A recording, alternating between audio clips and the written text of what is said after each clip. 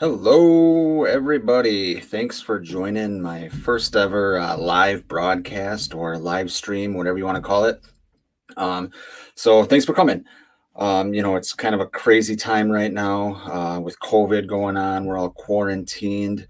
As you can see by my face, I've kind of given up on life a little bit. I haven't had a haircut, as you might be able to see it peeking under my hat, since probably beginning of March. Obviously, I haven't shaved in a while. So yeah, just letting myself go until all this is over. Hopefully, it is over soon. You're starting to see some signs of life a little bit, but it's kind of interesting, crazy times. So hope everyone's staying safe and trying to make the best of it. So got a few people in here jumping in. So hey guys, how's it going? What I want to do tonight is talk Halloween, and I kind of want to open up the floor to you guys and answer some questions, just have a good conversation, maybe a debate about where the franchise has been, where we want to see it going, what's going to happen in Halloween Kills, all that fun stuff. I do have a few pre-prepared questions that I received from some people on Twitter. So I'm going to get into that first, answer some of those, and then I'll kind of open up the floor to you guys. So yeah, thanks for coming, and let's get into it. So the first question I received was from Jamie Dugan on Twitter, and what he asked was, "What would you like to hear on the new score for Halloween Kills?" For me, there's a few things I want to see. And I'm not too optimistic we're going to see them, but I'm, crossing my fingers. So the first thing I want to see is first thing I want to hear is more the Shape Hunts Allison. You guys remember we got that great score from Carpenter. For me, it just cut off way too damn soon. You had the great scene where whatever that kid's name is, that's hitting on Allison, gets killed by Michael. And his body's kind of thrown on the fence, and Allison sees him, and then you see Michael, and then all of a sudden, boom, the score kicks in, and it's fucking awesome. But it kind of ends before it starts, so I want to hear that whole score for real, because I think that's a great soundtrack that they John and Cody produced. So that's number one. Number two, Laurie's theme. I think that was really missing in Halloween 2018.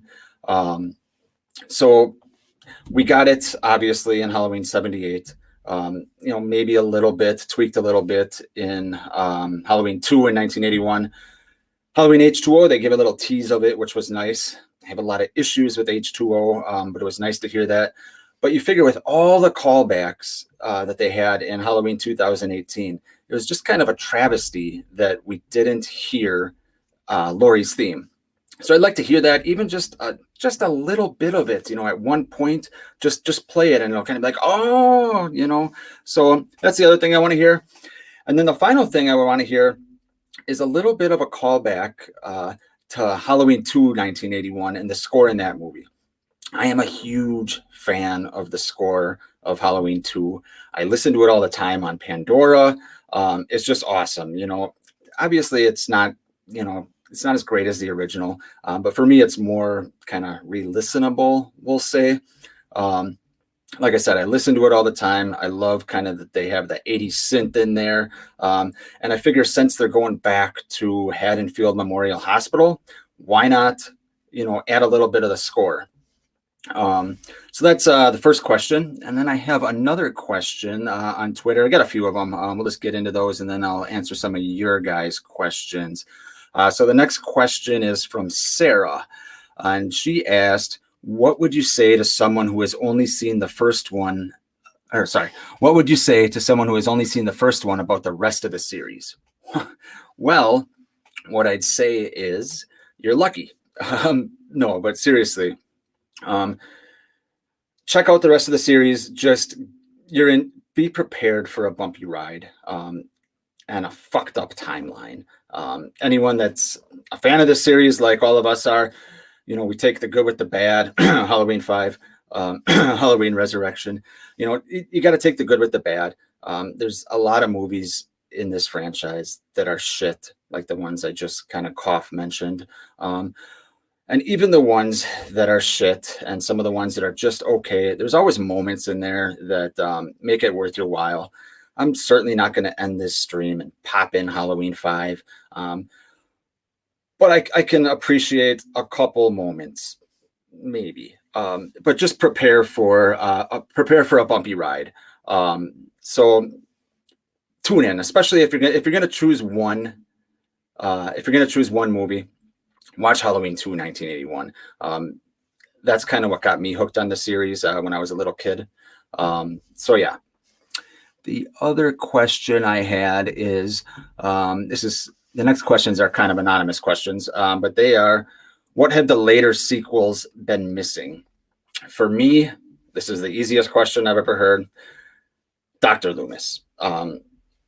Donald Pleasence had such a presence as Dr. Loomis, and it's really, really lacking in the later sequels. Obviously, his last movie was Halloween, The Curse of Michael Myers, so it hasn't been the same since then. Laurie's kind of picked up the slack. I love Jamie Lee Curtis, but it's just not the same. Donald was our, he was kind of the voice that told us how dangerous Michael was. We saw it when Loomis's, the devil's eyes monologue, that kind of told us, holy shit, this is for real here. This guy's evil. And, as the sequels went on, Loomis got a little bit crazier and crazier. And, you kind of realized that this shit was going down. So that's kind of what's been missing from the later sequels, if you ask me. The next question is, do I have a controversial Halloween franchise opinion? I got a few. Off the top of my head would be, I actually enjoy the producer's cut, I actually enjoy the theatrical cut of Halloween, The Curse of Michael Myers, more than the producer's cut. It's kind of sacrilege to a lot of people. When we were younger, you heard about the producer's cut. I remember being a teenager and I first heard about the producer's cut. I was actually a member of a Halloween message board. It was before social media was around, but it's called the Ultimate Halloween Message Board. And then it got bought out by HalloweenMovies.com, and it was the official Halloween message board. But all you heard about was the producer's cut. And then years later, they came out with a producer's cut. It's still shit, just like the theatrical version. But I actually like the theatrical version better. I think you get better kills. You don't have Michael getting stopped by magic rocks. Yes, if you haven't seen that producer's cut, he gets stopped by magic rocks. Spoiler alert for a movie that's 25 years old. But yeah, it's just, I think the theatrical cut, both movies suck story-wise, but the theatrical cut is a little bit better. They upped the gore factor. The the massacre scene in the operating room is awesome. So it's a little more rewatchable for me. So that would be my controversial opinion. Next question would be my favorite law enforcement officer in the franchise. This is a tough one for me. So a lot of people would say Sheriff Brackett from the first two, and you got in the second one Deputy Hunt. Then you have Sheriff Meeker from 4 and 5, and then from the last one, what the hell is his name? Damn, I can't think of his name right now. The actor from man, I can't think of his name right now. Someone in the chat room will correct me. But he was a good character too. But for me, it would be Sheriff Meeker. I love Brackett. I love all these characters, all those law enforcement guys, actually. But Meeker is my favorite. He's just kind of more of a badass. Earl in Halloween 4 has that great line. If Martians landed on Ben's doorstep, he'd just spit twice and grab himself a shotgun. That kind of sums up Meeker right there. So yeah, Meeker would be my favorite. Couple more questions here. Actually, yep, one more question. This person asked me my favorite death scene or favorite death in each movie. So going back to the OG 1978, my favorite kill would be Bob's kill. There's only a couple kills and they're all great in this movie, but Bob's would be my favorite, mostly just because the head tilt. You got him going in the closet, Annie, you asshole, and then boom, Michael appears, pins him against the wall or pantry door, and then sticks a knife in him, and then backs up and tilts his head. Just a fucking awesome scene. So that's that's for the original. Halloween 2, my favorite death scene would be probably Karen's death. Not for the reasons you think. I mean, I love the scene too for that, but just absolutely brutal scene. You can feel that death. Michael's, taking her in and out of the hot tub as the water's getting warmer and warmer and her skin's melting off. Just a fucking classic death. So that would be for Halloween 2. Halloween 3 will include that in here. And it's pretty easy for me. Maybe not, but I'd probably go with the little kid in the test room. He puts the mask on, the commercial plays, and then all of a sudden, he starts convulsing, hits the ground, and you got snakes and all kinds of different gross bugs and shit coming out. So that's pretty cool. Halloween 4, for me, that would be Brady's death. I just love this whole scene. Brady kind of redeems himself, get up there, Rachel. And, it goes to shoot Michael with a shotgun, but there's no bullets in there because he just used it on the door. Michael catches up, lifts him up by the neck and just kind of crushes his neck, and you hear it snap. So that's easily probably my favorite death scene in that movie. Halloween 5, I would say, oh God, probably Tina's death, just because she was finally fucking gone. They tried redeeming her just like Brady, but no redeeming that annoying character. Nothing against the actress. I heard Wendy Kaplan, I think that's her name, is a great person. I've heard all great things, but her character was annoying as shit.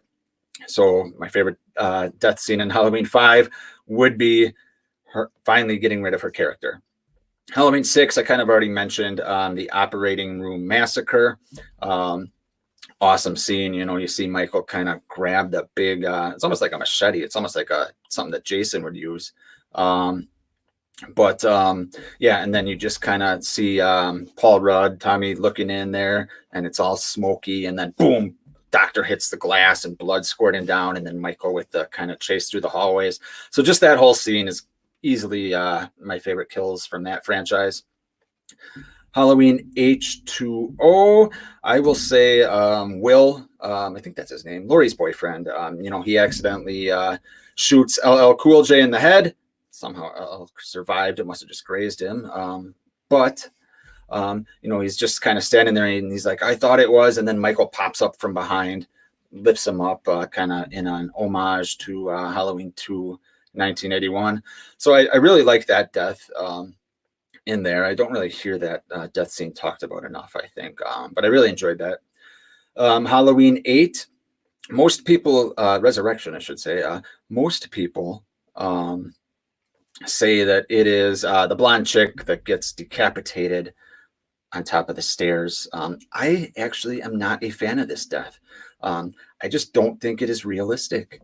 And that's coming from, a franchise where, there's a guy that comes in Halloween, an indestructible, evil being that comes and kills people on Halloween. I realize realism isn't its forte. But a butcher knife swiping and chopping someone's head off in one swipe, it just doesn't seem realistic to me. So actually my favorite death in this is Thomas Ian Nicholas. I can't remember his character, but the guy that plays Henry Rowan Gardner in Rookie of the Year. I believe it's him that Michael pops through the mirror and kills. I haven't seen Resurrection in a long time, and I really don't plan on revisiting it anytime soon. That's my favorite death from that. We're going to skip over the Rob Zombie movies because, to be honest, I'm just not a fan of those movies. And I'm not as knowledgeable about those as I am about the rest of the franchise. But Halloween 2018 is going to be the kid whose name I couldn't remember earlier, and I still can't remember now, but in Mr. Riddle's backyard. He is, hitting on Allison. Allison leaves, and then you got the motion sensor lights where Michael popping um, in and out of there. So yeah, and then he gets kind of not decapitated, but kind of thrown on the metal fence there. So that's my favorite kill from Halloween 2018. I believe we are going to have lots and lots of kills in Halloween Kills. So hopefully there's a bunch of good ones to choose from. So let's get into some of your questions here. Thanks everyone for coming to the chat. Master of Fear says, I think that's my second favorite kill in the movie because my favorite kill of Halloween 2018 was when he stomped the guy's head. The doctor guy, I can't remember his name. It's been a while since I've watched. Yes, Dr. Sartain. Michael stomps his head. That's not a bad kill. It's a good kill, but it just seems like a kill that Jason Voorhees would do. Once again, I'm complaining about realism in a story where some guy in a mask kills a bunch of people on Halloween night and he's apparently indestructible. So complaining about realism doesn't really make a lot of sense. But for me, it just seems like something Jason would do. I agree that it was kind of a cool kill. So let's keep going. Jacqueline McEwen. Hey, Jacqueline says, I think the later sequels, actually all the sequels, are missing any kind of stalking. No buildup. Michael just pops up and kills people. Yes, Jacqueline, I could not agree more. That was my biggest gripe with Halloween 2018. I really was optimistic when they said that they were going to, make a direct sequel to Halloween 1978. I was like, all right, half the movie's going to be Michael in the background stalking people. All right. I was pumped, because if you watch Halloween 1978, other than, the beginning of the movie where he's 6 years old and the mechanic's body, most of the movie up until maybe 30 minutes left, not even, is Michael stalking Annie and, earlier in the daytime stalking Laurie. That's my biggest gripe with Halloween 2018. All of a sudden, like Jacqueline says, he's there and all of a sudden he kills someone. There's no suspense.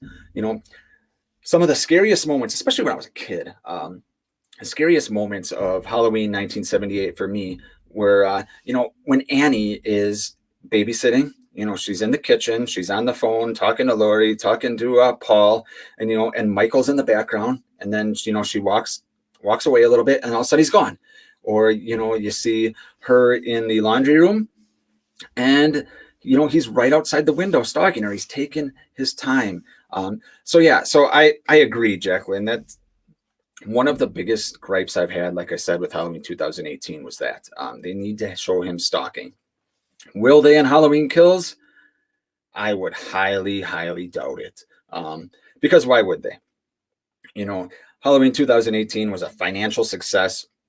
Most people like it. There's a lot of us core fans that have issues with it. But it made a shit ton of money. They have 2 sequels lined up. Especially if these next 2 movies, like we all think, are going to take place on the exact same night. They're going to up the ante a little bit with the kills, which means it's going to be Michael showing up and killing people. It's going to be awesome because he's going to be brutal as hell, and I am excited for it. But to be honest, I don't think they're going to go back to the stalking, and it's very, very unfortunate. So I'm going in with tempered expectations for that, so I'm not disappointed. But yes, I agree with you. Let's see. Jason Richardson says, I hope Halloween ends with both Michael and Laurie dying. I could not agree more, Jason. I actually wanted Laurie to die in Halloween 2018. I think it would have been cool to see her pass the torch to Allison. I don't know how realistic it is that she keeps surviving these films. Yes, I know in this new timeline, this is only technically the second time she's encountered Michael and there was no hospital. But I think she should die.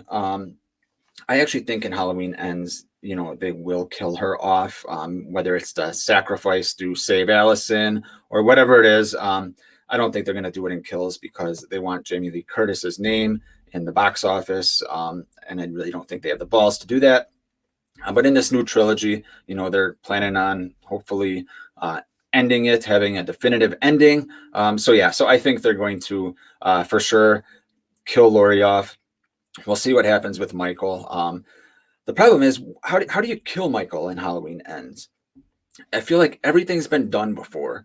I remember in the early 90s, I'm dating myself here, but I remember in the early 90s, in all these horror movies, you're talking about Michael and Jason and Freddy, and all of us would just say, I was a teenager, early 90s, I was younger than that, but anyway, we would all say, why don't they just cut off his head?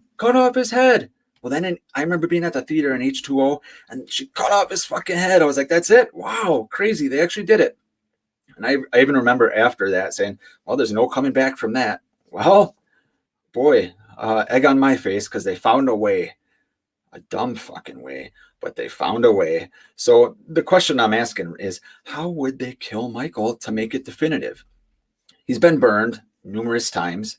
He's been shot up numerous times. He's been arrested and taken by the Man in Black.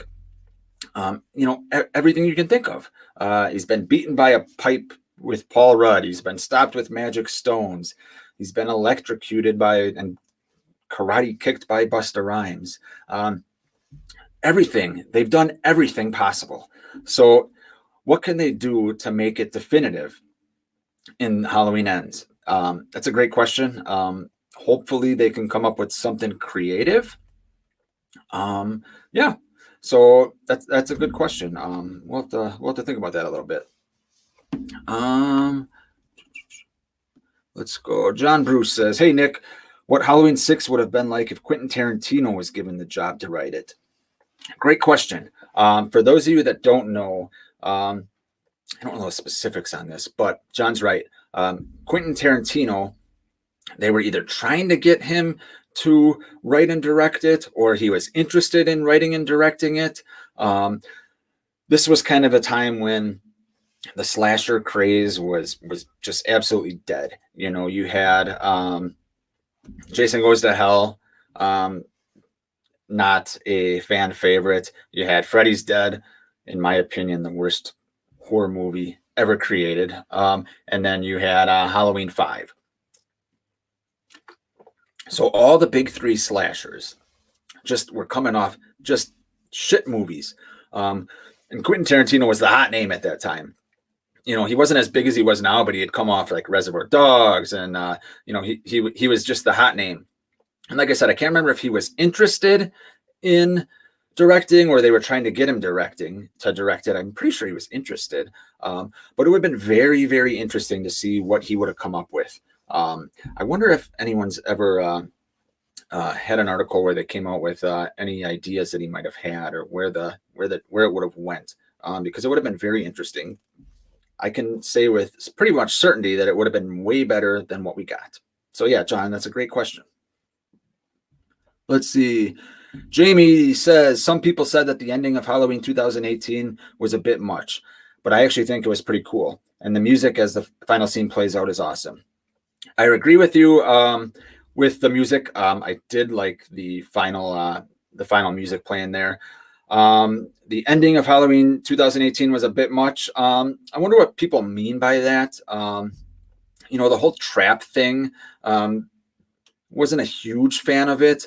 I want to see what they would have come up with, because they originally had a different ending to the movie. I believe where Jamie died and Michael went and sat on some log or some stump in the woods and just kind of sat there all bloody. I'm not sure the specifics on that, but it would have been interesting to see that. They changed it after test screenings, for better or worse. We got what we got. The whole trap in the basement, I wasn't a huge fan of it, but I didn't mind it so much. Michael being burned again is what it is. You can only do so many things. So yeah. AJ says Michael could fall into helicopter blades. That'll kill him. That I would like to see. That that would actually top cutting his head off. So yes, N-O-E Laura, sorry, Lara. Do you think Halloween 4 had the best ending for a Halloween franchise? I think it had for sure the most surprising ending. And if it wasn't the best ending, it's definitely top 2 or 3. For those of you that don't know, Halloween 4 had Michael shot into a mine shaft, and you thought that was kind of the ending. Things were wrapping up. And then they're back at the Carruthers house, and you see a mask go on the camera, a la the original Halloween 1978. And you see Jamie's stepmother stabbed, and then Loomis goes to the top of the stairs, starts screaming, "No, no, no!" And you see Jamie sitting there with scissors, knife. I think it was scissors. I could be wrong on that though. But she's sitting there all bloody. She stabbed her stepmother, and Loomis's reaction just sells it, And then Meeker knocks the gun out of his hand, points it. And then, the look on his face, but Loomis just sells the shit out of that scene. I think I would probably say it's hard to top the original Halloween. I'd probably put the OG 1978 at number 1, and then probably Halloween 4 next. I just think it's too hard to top the OG. And once again, it's because of Loomis. So Donald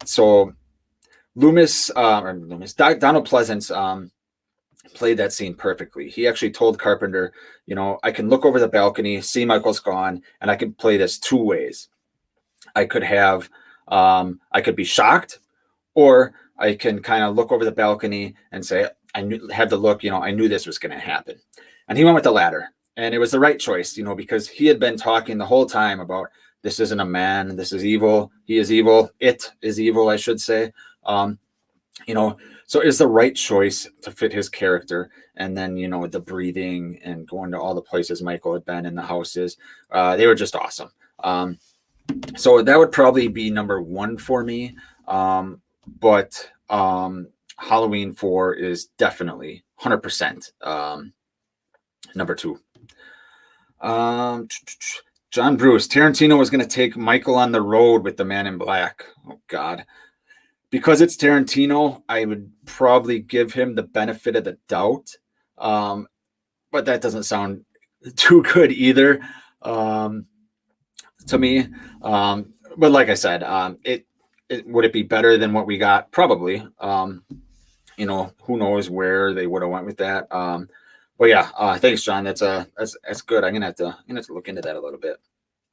Master of Fear, you could have him die from his injuries throughout the movies.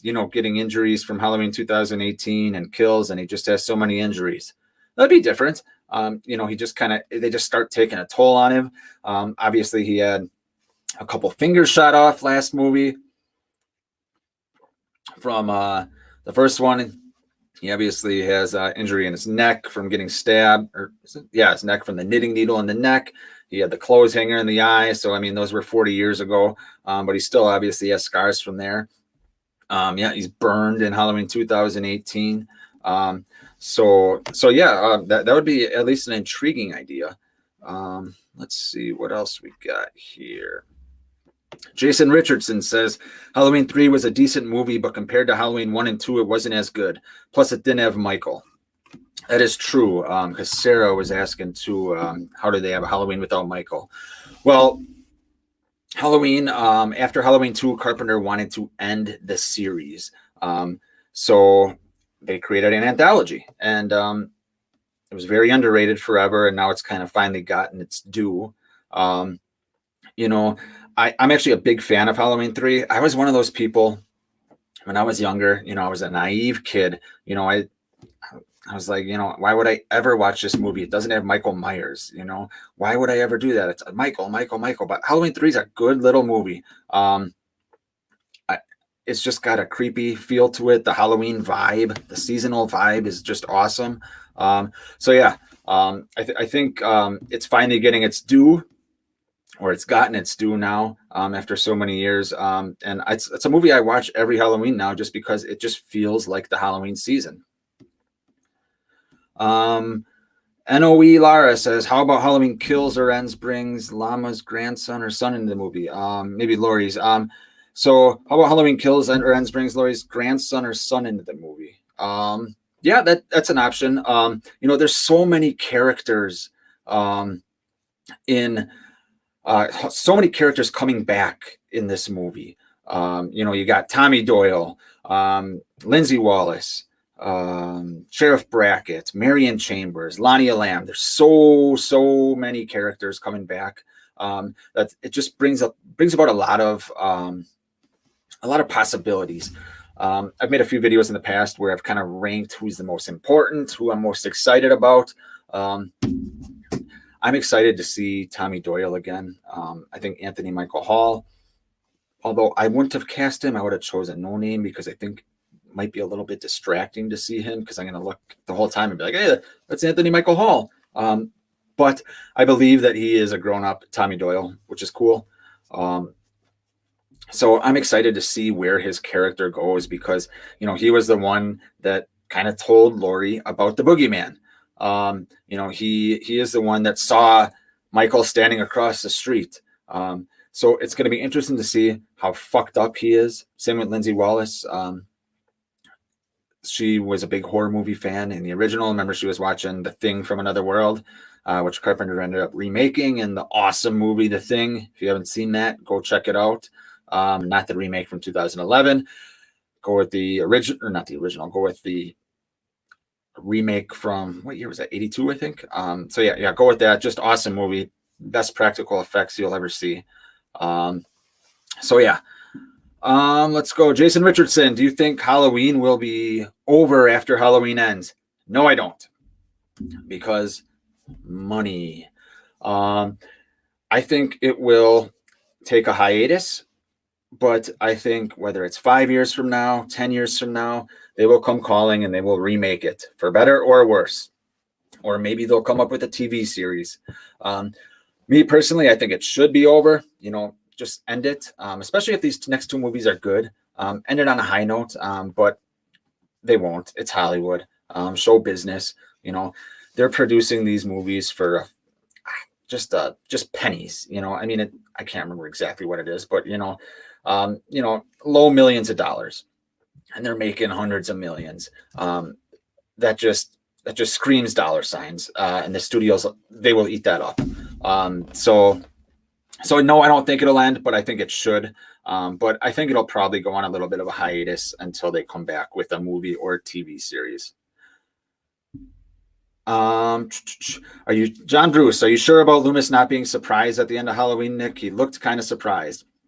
I know that's what Donald Pleasance has said, that he wanted to have it look like I knew he'd be gone. I always took it that he was surprised, just kind of, he doesn't nod his head at all. But just kind of the way, just his facial expression just kind of was like, yup, I knew this would happen. So that's kind of the way I play it. That's kind of the way I see it. But obviously everything's open for interpretation.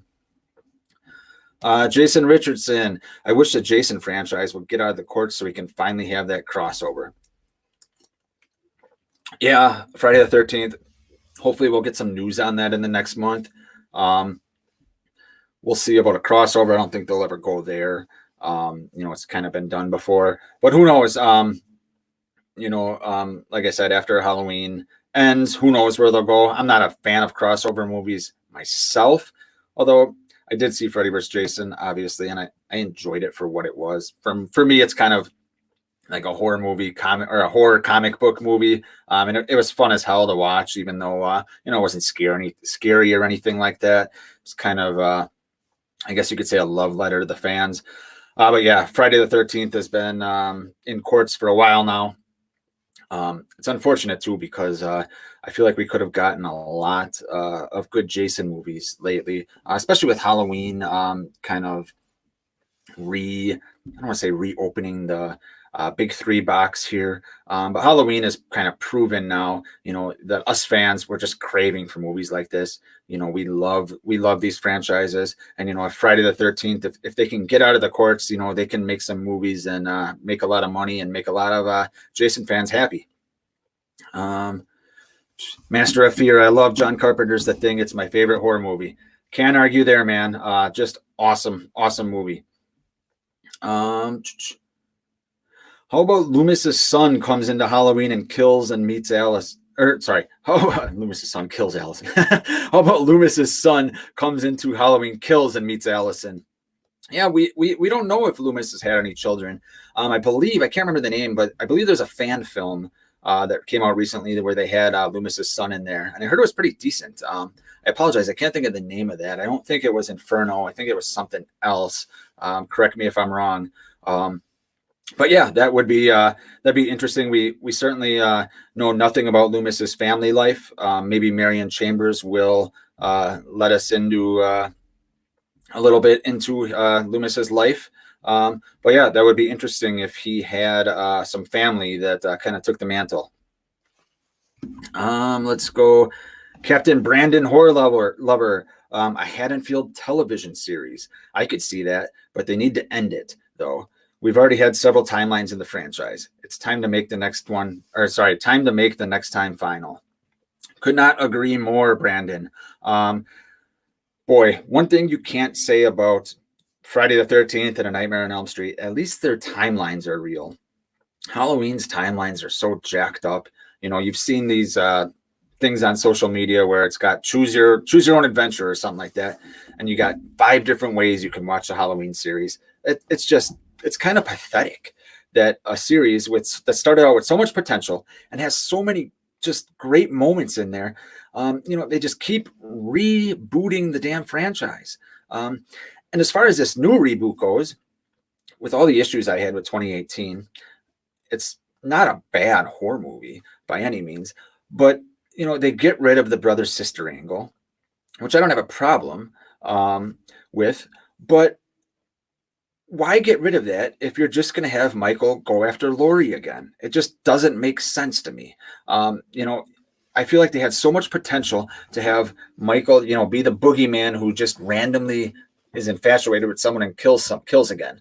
But it's the same damn thing, Michael versus Laurie. And it's nothing against Laurie Strode. I've said things before about Laurie Strode on social media, how I'm not the biggest fan of her character. Doesn't mean I don't like her character. There's just other characters I like more. There's other things I want to see more. But Jesus Christ, people get so defensive when I say that I want to see someone besides Laurie Strode.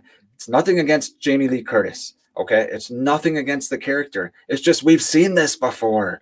We've seen it time and time again. If I want to see Michael versus Laurie, I'm going to pop in Halloween 1978, or I'm going to pop in Halloween 2, or God forbid, I might pop in H2O. Sorry, Resurrection, that's probably not going to happen. But I've seen it before. And now we can pop in Halloween 2018. So we've seen all of this before. So why do we need to keep rehashing it? I know everyone loves her. I get it. But I would just like to see something different. And unfortunately, it doesn't seem like we're going to get it. But that's okay. As long as these next 2 movies are watchable and they're not Halloween 5 level or Halloween Resurrection level, and I don't think they'll be that bad. I can stomach that. So let's keep going here. Here we go. Same thing. I'm Captain Brandon Horlever says, same thing. I miss the Jamie Lloyd days. I really wish she wasn't killed off and that timeline was a bit longer. Yeah. I grew up and they weren't the first Halloween movies I saw, but they were probably the ones I rewatched the most when I was a child, just because I was around Danielle Harris's age. So I really related with being scared that some guy in a mask, it wasn't my uncle or anything like that, but I really related with her character growing up. So I watched those movies a lot. Like I said, I hate Halloween 5. I think Halloween 4 is very good. I won't call it great. The one thing that gets me about Halloween 4 is this damn mask. It's just so distracting. I think they had an opportunity to be just an awesome movie. But the mask just ruins it for me. Halloween 6, like I said, it's just garbage as far as story goes. I love the atmosphere of the movie. They really make it feel like fall. They do a great job there. Jason's got a belly. Jason, see, I call him Jason. Michael's got a belly. I find that distracting.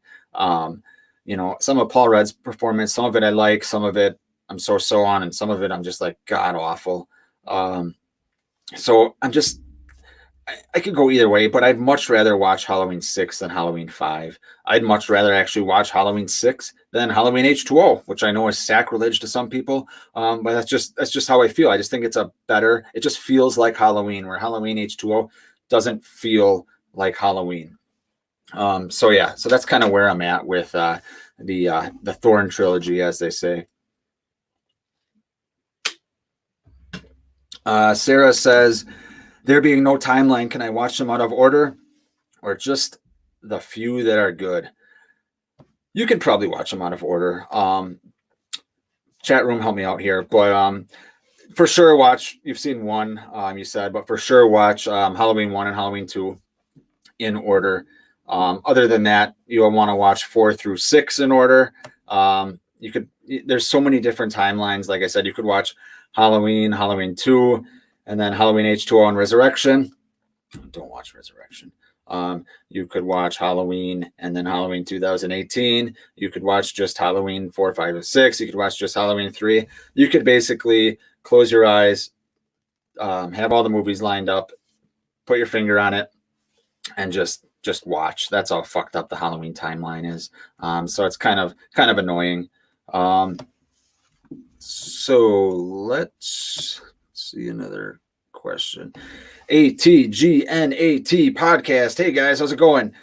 Jamie Lloyd was good for one movie, H4. She was annoying in H5 and got raped in H6. Better off dead.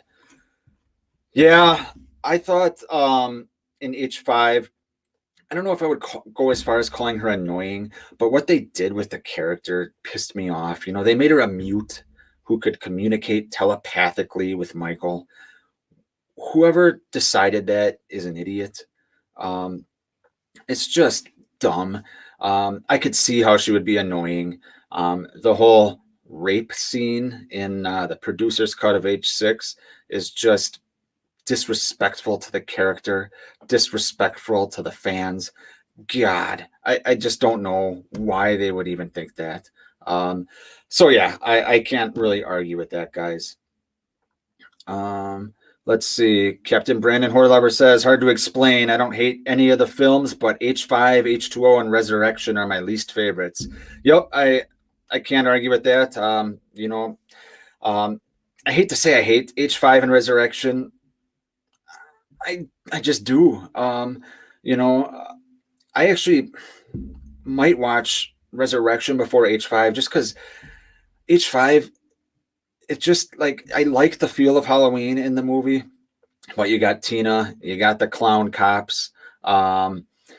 There's just so much. The mask I hate. There's just so much about it. The Man in Black, the ending. The ending. You got Michael sitting in a jail cell. That's not how you want to see the Shape. Come on. So yeah. All right, we are gonna go for a few more minutes. Scott Stevens. Halloween watch party on Twitter, which Jamie Lee Curtis and David Gordon Green will live tweet. I smell Halloween Kills trailer premiering Saturday, since it will be exactly 5 months till it comes out. Yes, Scott, I did see that actually today, that Jamie Lee Curtis and David Gordon are going to be live tweeting Halloween on Saturday, which is going to be pretty sweet. It'll be very interesting to see what they say. As far as the trailer premiering, God, I wish, man. I am not optimistic. And the reason I say that is I just don't feel like it benefits them. I don't feel like it benefits Blumhouse to drop a trailer until they know that the movie, for almost certain, is going to happen in October. There's just so much uncertainty going on right now.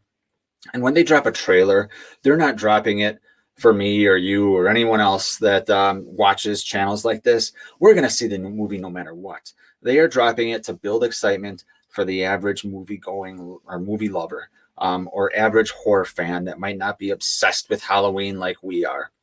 So it doesn't make sense for them to drop it when they don't know what's going to happen.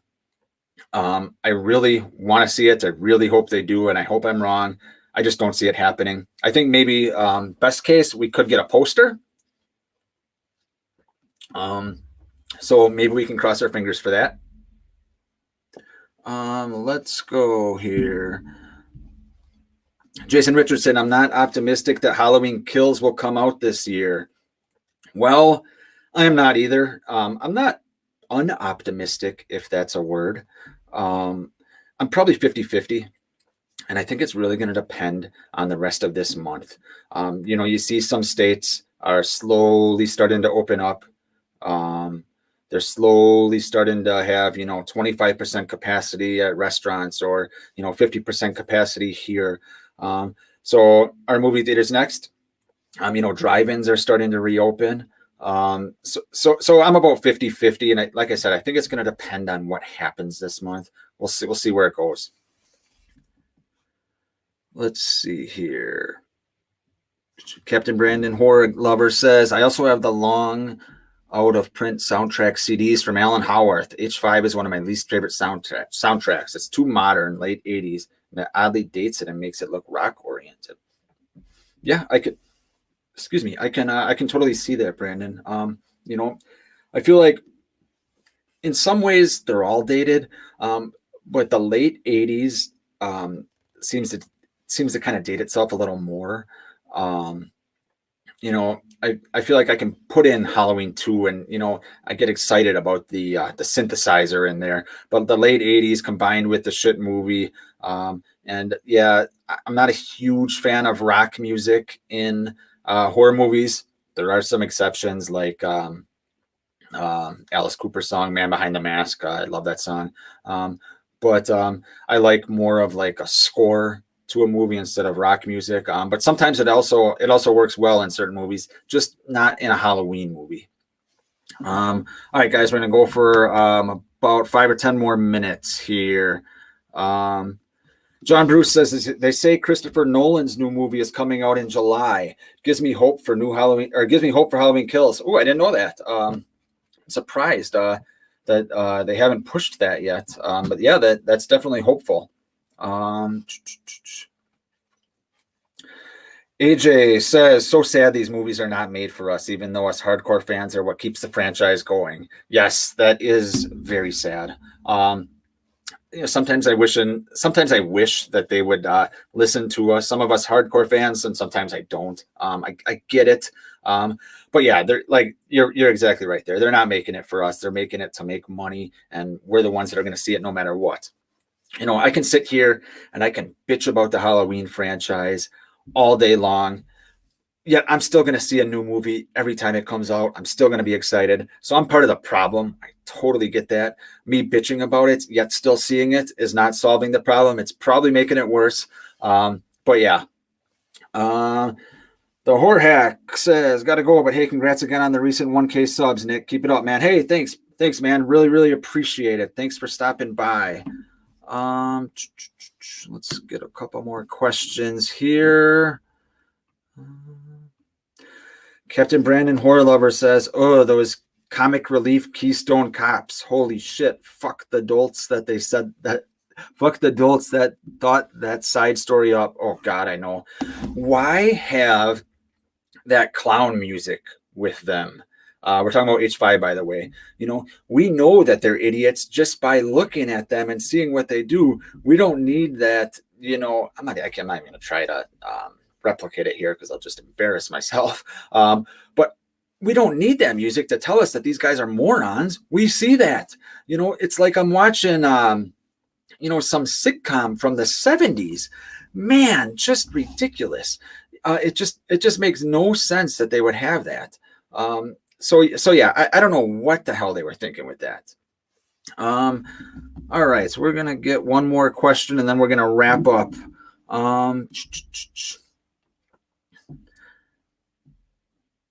Captain Brandon Horror Lover says, I've only watched Resurrection twice, and the second time, holy fuck, did I struggle with viewing it and got bored and oddly pissed off. Yeah, it is a tough movie to watch. Especially, like I said, I actually do not like Halloween H2O at all. Although oddly, I love Laurie's character in there. I just don't like that it doesn't feel like Halloween. But for a lot of people, you're coming off the high of H2O, and then you get the low of resurrection. It just makes resurrection resurrection even worse. So yeah, I totally agree with you there, man. All right, we are gonna wrap up. I just wanted to say, oh, hold on, we're gonna get one more. John's got something to say. Hey, Nick, clear this up. Was Michael there or not there when Lori was looking out her bedroom window? Oh, John, you're making me think too hard, man. Come on. That is a great question. What John's referring to is in the original 1978 Halloween, after Lori gets home from school, looks through her bedroom window, and she's talking about the laundry chute scene. When Michael's there, she does not look away. The camera looks to her. She never looks away, and he's gone. And there's a lot of debate about whether a few things here. Whether Michael just kind of disintegrated into the air, whether she actually saw him, she was imagining him because, he was there, outside the school, outside the, I don't want to say rose bush, not rose bush, the hedge bush over there. So she kind of been seeing him all day. So because she didn't look away and he was just gone, some people are saying that she imagines it. Some people are saying, Michael just disappears into thin air. When you combine it with the Loomis's speech, what it does is it kind of catches the audience off guard and makes you think, what Loomis is saying about Michael. He gives the devil's eyes monologue. What it just gives credence to what Loomis is saying. That's why I like to think he was actually there. Did he vanish into thin air? I don't want to go that far, but it plants the seed of doubt in your mind, which is exactly what Carpenter wanted to do, especially when you combine that with Loomis's speech. So, John, I don't know how to answer your question, but I love that I don't know, and I love that there's a debate about it, and I love that 42 years later, we are still discussing it and don't have a definitive answer. And that right there is a great place to end, because that just sums up it sums up the original Halloween and kind of sums up what I love about it. I mean, I could talk all day about what I love about it, but it just kind of sums it up succinctly there, that we're still talking about things in this movie 42 years later. It just proves what a genius Carpenter was and just what a timeless classic this movie was. I just want to thank everyone for coming. Let me know if you have any questions for the next one. Appreciate you guys. Hopefully we can get together again soon. Probably have these, if not once a week, maybe once a month, especially while quarantine's going on. And hopefully we get some Halloween kills news soon.